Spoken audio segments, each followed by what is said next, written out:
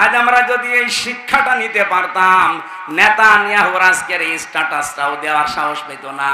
ও নিজেই বলছে, মনে করলাম যে আমি আজ বাইতুল মুকাদ্দাস, মসজিদে আকসা এটা ধ্বংস করে ফেলার পর তামাম দুনিয়ার মুসলমানেরা মৌমাছির ঝাঁকের মতো একেবারে আমাদের উপরে ঝাঁপিয়ে পড়বে, কিন্তু দেখলাম না, সব নীরব।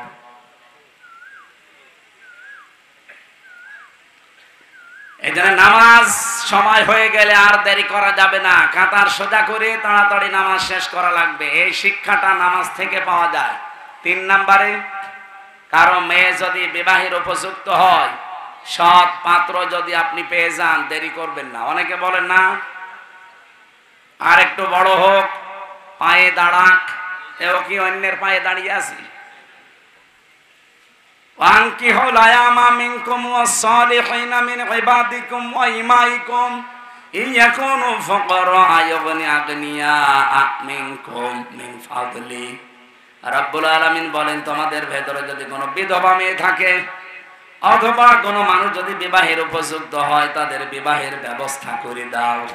কারণ বিবাহের ব্যবস্থা করলে ওরা যদি গরিব থাকে, অসহায় থাকে, আমি আল্লাহ নিজে তাদের কর্মসংস্থানের ব্যবস্থা করে তাদের অভাবগুলো দূর করে দেব। আমি তো দেখেছি বাস্তবে যারা বিবাহের মাধ্যমে অবৈধ কাজগুলো থেকে বিরত থাকার জন্য নবীর সুন্নত মনে করে এটা পালন করে, তাদের রিস্কের ভেতরে আল্লাহ অজানা একটা বরকত দিয়ে দেয়। কথা বলেন।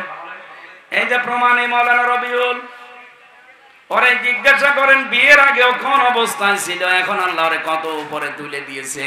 আমি নিজেও অবৈধ কোনো কাজ কাম করব না, বৈধ ভাবে আমি জীবন চালাতে চাই।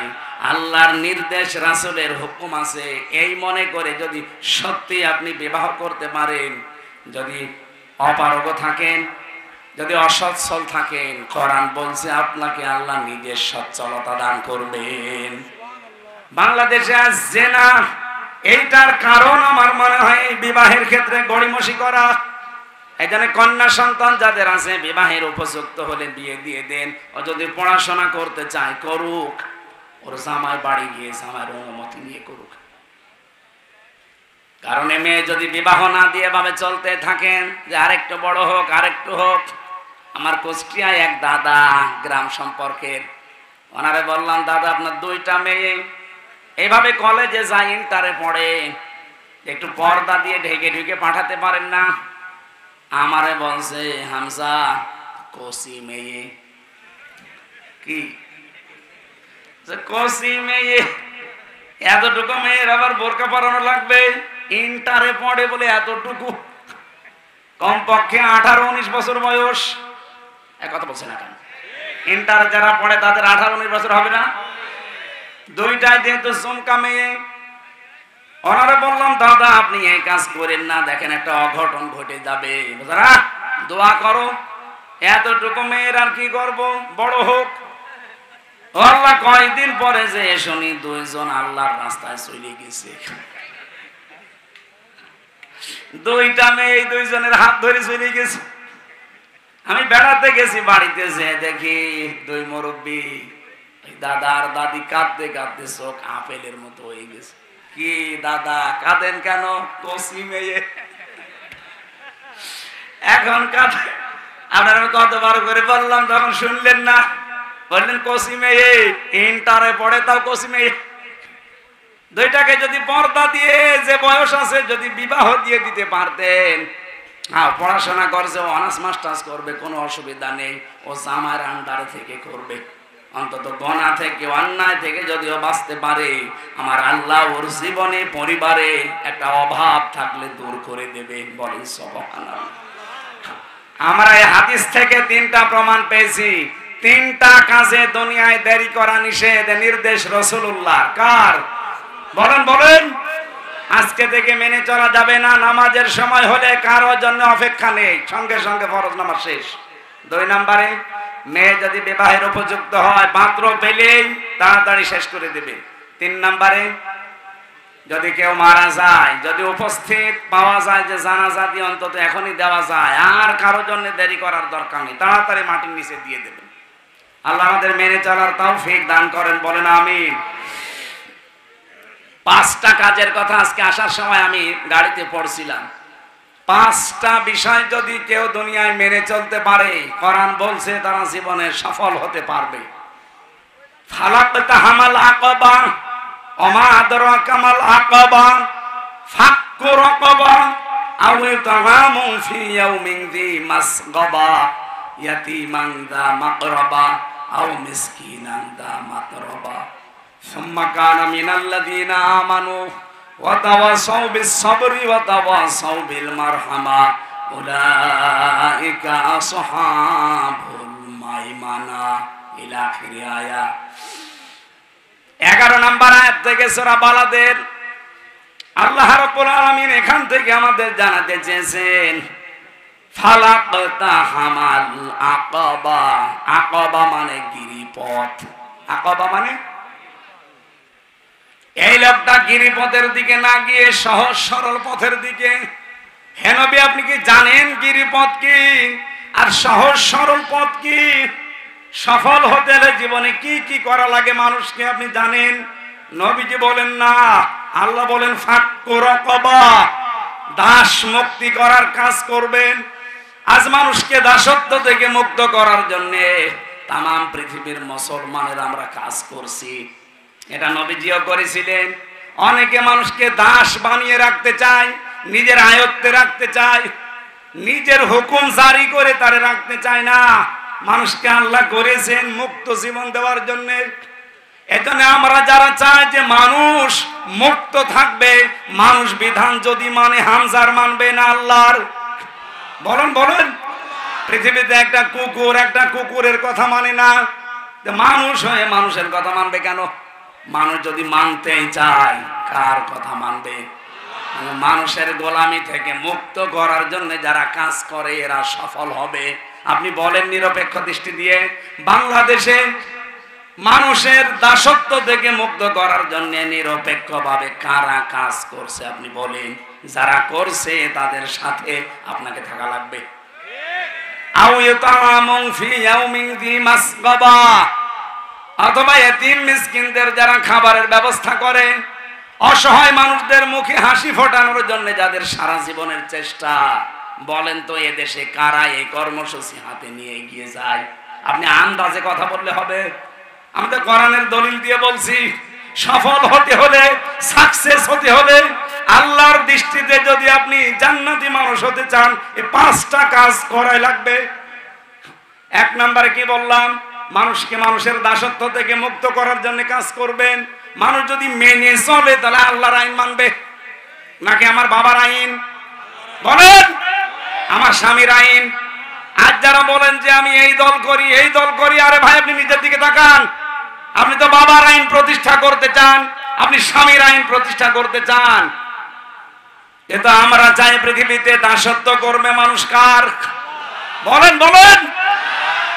আমান আহসানু কওলাম মিম্মান দাআ ইলাল্লাহ। ওই লোকটার চাইতে ভালো কথা দুনিয়ায় কেউ বলে না, যে লোকটা আল্লাহর দিকে, আল্লাহর বিধানের দিকে মানুষকে ডাকে। আর এই ডাকি তো আমরা দেই নাকি আমার বাবার দিকে ডাকতেছি? ওয়া আমিলা বিহি কি ওয়া আমিলা সালিহান, আর দুনিয়ায় সাধ্যমতো ভালো ভালো কাজের আঞ্জাম দিয়ে বেড়ায়। ওয়াকালা ইন্নানি মিনাল মুসলিমিন, আর বলে আমি মুসলমান। কি বলে? বলেন বলেন। আপনি প্রথম 2টা কথা হয়তো মানতে পারেন, এদিকে তাকান। আপনি আল্লাহর দিকে মানুষকে কম বেশি ডাকেন, আমিও দেখি, আপনিও দেখছেন। ভালো ভালো কাজ আপনি করেন কম বেশি, কিন্তু ওয়াকালা ইন্নানি মিনাল মুসলিমিন, আমি মুসলমান, এই কথা বলার যোগ্যতা বাংলাদেশে এখন অনেকেরই নেই। আগস্টের 5 তারিখের আগে তো অনেকের ছিলই না। এখনো পর্যন্ত অনেকে পরিচয় দিতে ভয় পায়। কারণ পরিচয় দিলেই হবে না। কেউ যদি বলে আমি মুসলমান, আমার মেয়ে বেপরদায় চলতে পারবে? কি কথা বলেন না? কারণ মুসলমানের মেয়ে বেপরদায় চলে। কেউ যদি বলে আমি মুসলমান, সে ঘুষ খেতে পারবে, সে সুদ খেতে পারবে। অথচ এখানে কত মানুষ জেনে শুনে টাকা ছেড়ে রেখেছে। টাকা ছেড়ে রাখে, মাসে মাসে টাকা আসে, 1000 টাকা 100 টাকা বেশি দেয়। নাকি 10 শুরু হয়নি? কারা কারা এলাকায় এই ব্যবসা করছেন একটু হাত তোলেন তো দেখি আপনার সাত মুখটা। ও আপনারা আন্দাজে এক কথা চাপিয়ে দেন, এ তো আল্লাহর হলি বসে আছে সব, এরা এই কাজ করবে, তারা আসেনি। ঠিক আছে, যদি তাদের কানে যায়, এই মানুষগুলো যদি জানা শোনার পরেও এই গোনাটা না ছাড়ে, ও মরে গেলে ওর জানাজা দেওয়ার দরকার নেই। কারণ জেনে শুনে কেউ যদি কবিরা গোনা করে ওর আর ঈমান থাকে না, আর বেঈমানের জানাজা পড়া জায়েজ আছে বলেন? সুতরাং যারা সুদ খাচ্ছেন না খেয়ে মরে যাবেন, কিন্তু সুদ খাওয়া যাবে না। সুদ খাওয়া আর মায়ের সাথে জেনা করা একই কথা। আপনি মায়ের সাথে জেনা করে জান্নাতে যাওয়ার আশা করেন, আপনি পাগল না মাতাল? দুইটাই। আশা করছি এই কাজটা ছেড়ে দেন ভাই। আমি কি বেশি বলে ফেললাম? এটা মনে হয় যশোরে বলা ঠিক হইল, কুষ্টিয়ায় বলা ভালো ছিল। আপনার এই যোগ্যতা আমরা হারিয়ে ফেলেছি। আজ আমি মুসলমানের পরিচয় আমি দেবো কি করে? আমার বউ বেপরদায় চলে, আমি নিজে সুদের সাথে জড়িত, আমি নিজে আল্লাহর আইনের পক্ষে কাজ করি না, আর আল্লাহর আইন যেন প্রতিষ্ঠিত না হয় সেই ব্যবস্থা আমার দ্বারা হয়। বলেন বলেন। এই জন্য এতিম মিসকিনদের, অসহায় মানুষদের পাশে দাঁড়ানো অভ্যাস কার আছে? 3 নম্বরে ইয়াতীমান দা মাকরাবা। যদি আপনার নিকট আত্মীয় স্বজনের ভেতরে কেউ এতিম হয়, এটা গুরুত্বপূর্ণ। ইয়াতীমান দা মাকরাবা, নিজের নিকট আত্মীয় স্বজনের ভেতরে কেউ যদি এতিম থাকে, সেই এতিমের পাশে দাঁড়ানো, তাকে সহযোগিতা করা, তার খোঁজ খবর নেওয়া। অথচ কত মানুষ আমরা দেখি খুব ভালো লাগে দেখতে, কিন্তু নিজের আপন ভাই মারা গেছে, ভাইয়ের একটা এতিম ছেলে আছে, একটা এতিম মেয়ে আছে, ভাই যেহেতু মারা গেছে, ভাবিকে বাপের বাড়ি দাঁড়িয়ে দিয়ে, এতিম বাচ্চা দুইটাকে দাঁড়িয়ে দিয়ে সব সম্পদ নিজে করে নেয়।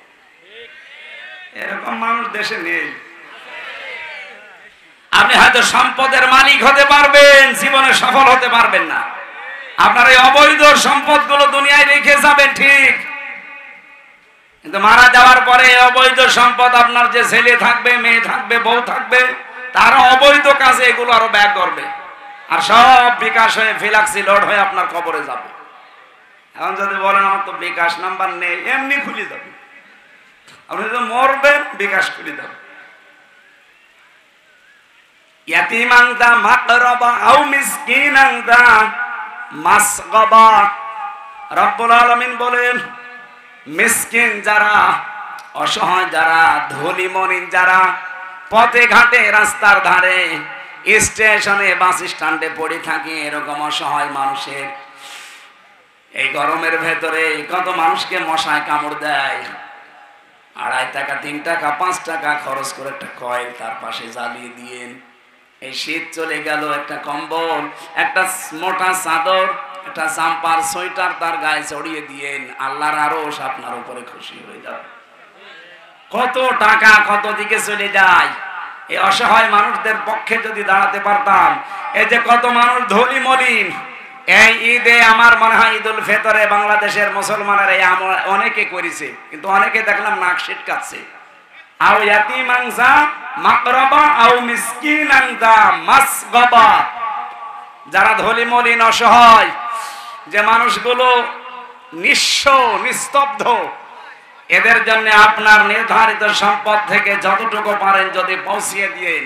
এই ঈদে এবার বিভিন্ন জেলায় ঈদগাতে এই ফিলিস্তিনের অসহায় মানুষদের জন্য টাকা পয়সা কালেকশন করেছিল। এই জেলায় করেছে,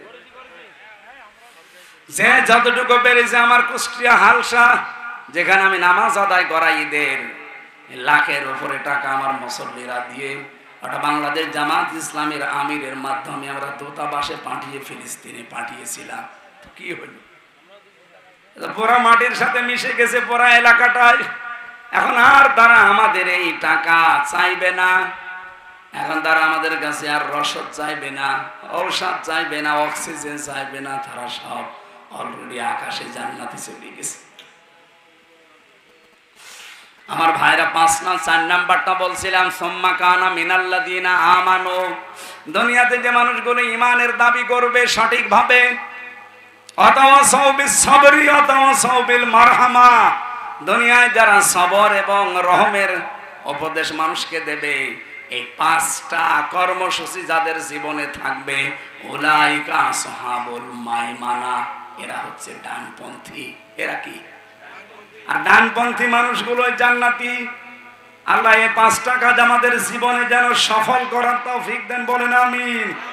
সূরা মায়েদা 120টা আয়াত আছে, মাত্র একটা আয়াতের 4 ভাগের 1 ভাগ আমি পড়েছি। আজকের আলোচনার বিষয় হচ্ছে পরিপূর্ণ। কি বললাম? আল-ইয়াউমা আকমালতু লাকুম দীনাকুম ওয়া আতমামতু আলাইকুম নি'মাতি ওয়া রাদিতু লাকুমুল ইসলাম দীনা। বিশ্বনবী ইন্তেকালের 81 দিন আগে আয়াতটা নাযিল হয় দুনিয়ায়। হযরত রাসূল জীবনের শেষ ভাষণ যেদিন দিয়েছিলেন বিদায় হজে, ওই দিন ছিল ঈদের দিন। কিসের দিন? ঈদ মানে ঈদুল আযহা, ঈদুল ফিতর না। একদিকে জুমার দিন, যেটা মুসলমানদের কাছে ঈদের দিন, আর একদিকে ছিল হজের দিন, ওইটাও আমাদের কাছে ঈদের মতো। এই 2টা ঈদ এরকম খুশির একটা দিনে আমার আল্লাহ নাযিল করে দিলেন। 1,14,000, কেউ লিখেছে 1,24,000 সাহাবী তার সামনে বসা ছিল। নবীজি ঘোষণা দিলেন, আল-ইয়াউমা আকমালতু লাকুম দীনাকুম, আজকের এই দিনে দ্বীন ইসলাম আল্লাহ আমাদের জন্য পরিপূর্ণ করে দিয়েছেন। ওয়া আতমামতু আলাইকুম নি'মাতি, আল্লাহর যত নিয়ামত আছে সব আমার আল্লাহ পরিপূর্ণ করার মাধ্যমে শেষ করেছেন। এদিকে তাকান, কথাটা কিন্তু ছোট মনে হচ্ছে, এর ভেতরে অনেক সিগনিফিকেন্স আছে। আল্লাহ তো বলতে পারতেন আমি সমাপ্ত করে দিলাম, আল্লাহ বলেন পরিপূর্ণভাবে সমাপ্ত করলাম আমার নিয়ামত। এটা কি? এই যে ভাই যদি পরীক্ষা দেয়, পরীক্ষার জন্য সময় কয় ঘন্টা? 3 ঘন্টা। বলেন বলেন। 3 ঘন্টার ভেতরে উনি 80 মার্ক তুলতে পেরেছে। পরীক্ষার খাতা জমা দিয়ে দিল, উনি পাস করবে না? কথা বলেন না কেন?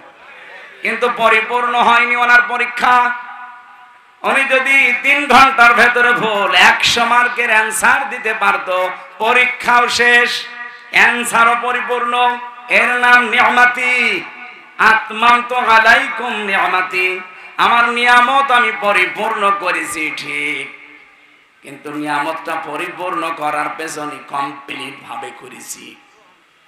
এর আগে আয়াত থেকে প্রমাণ পাওয়া যায় 1,24,000 নবী রাসূল দুনিয়ায় দ্বীনের দাওয়াত দিয়েছিলেন। আল্লাহ কখনোই বলেন না যে আমি দ্বীন পরিপূর্ণ করে দিয়েছি। শুধু রাসূলুল্লাহর 23 বছরের জিন্দেগিতে, নবুয়তের এই 23 বছরের দাওয়াতে এত প্রভাব ছিল, 23 বছরের জীবনে আল্লাহ খুশি হয়ে বললেন, আজকে আমার দ্বীনকে আমি পরিপূর্ণ করে দিলাম। তার মানে 1,24,000 নবী রাসূলের এই দাওয়াতি কাজ, তাদের কষ্ট সব যদি এক পাল্লায় রাখা হয়, আর মুহাম্মদুর রাসূলুল্লাহর মাত্র 23 বছরের কষ্ট দাওয়াত এক পাল্লায় রাখলে আল্লাহর কাছে 23 বছরের জিন্দেগির দাম বেশি।